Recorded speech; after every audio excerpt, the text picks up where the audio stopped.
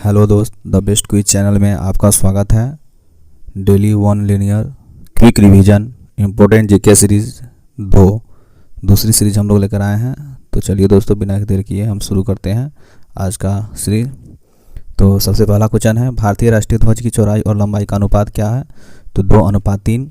स्वतंत्र भारत के राष्ट्रीय ध्वज का डिजाइन किसने बनाया था? तो पिंगली वेंकैया ने। राष्ट्रीय गान जनगण मन सर्वप्रथम कब और कहाँ गाया गया? 1911 में कलकत्ता में। भारत के राष्ट्रीय गीत के रचयिता कौन है? तो बंकिम चंद्र चटर्जी। भारत के राष्ट्रीय गीत के गायन की अवधि क्या है? तो 65 सेकेंड। भारत के राष्ट्रीय गीत वंदे मातरम सर्वप्रथम कब गाया गया था? तो 1896 में। भारत का राष्ट्रीय गीत वंदे मातरम किस ग्रंथ से लिया गया है? तो आनंद मठ। आकाशवाणी और दूरदर्शन के दैनिक कार्यक्रमों की शुरुआत किससे होती है? तो राष्ट्रगीत से होती है। सारनाथ स्थित राष्ट्रीय स्तंभ का कौन सा भाग राष्ट्रीय प्रतीक के रूप में लिया गया है? तो उसका शीर्ष भाग जो है राष्ट्रीय प्रतीक के रूप में लिया गया है। भारत के राष्ट्रीय प्रतीक चिन्ह में कितने शेर दिखाई देते हैं? तो 3 दिखाई देते हैं और 1 दिखाई नहीं देता है।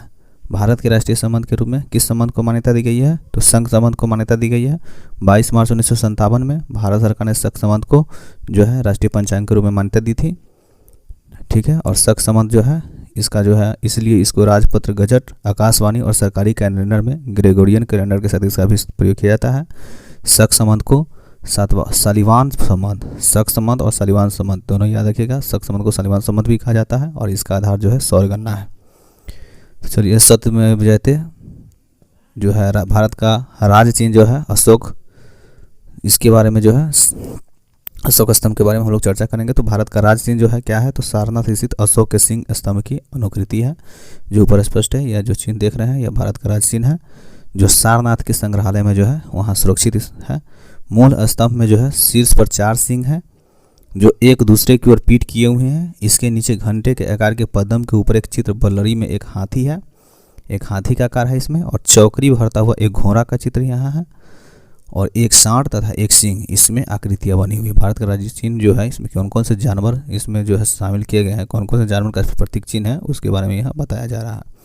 इसके बीचों बीच में एक चक्र बने हुए हैं। एक ही पत्थर को काटकर बनाए गए इस स्तंभ के ऊपर धर्म चक्र रखा हुआ है। भारत सरकार ने यह चिन्ह 26 जनवरी 1950 को अपनाया। 26 जनवरी 1950 को जो है भारत सरकार के द्वारा इस चिन्ह को अपना लिया गया भारत के राज चिन्ह के रूप में।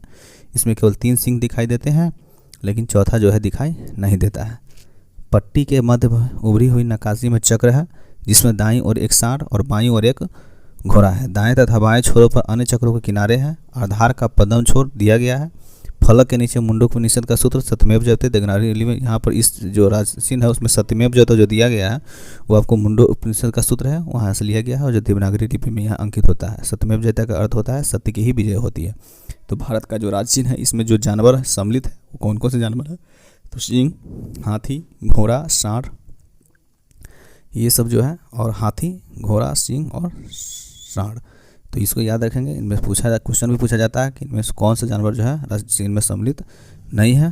तो इससे यहाँ से क्वेश्चन आप देख सकते हैं। बाघ से पूर्व भारत का राष्ट्रीय पशु क्या था? तो सिंह था। और पिछले सीरीज का क्वेश्चन को हम देखते हैं। तो पिछले सीरीज में जो क्वेश्चन दिया गया था, यूनिसेफ की स्थापना किस वर्ष हुई थी?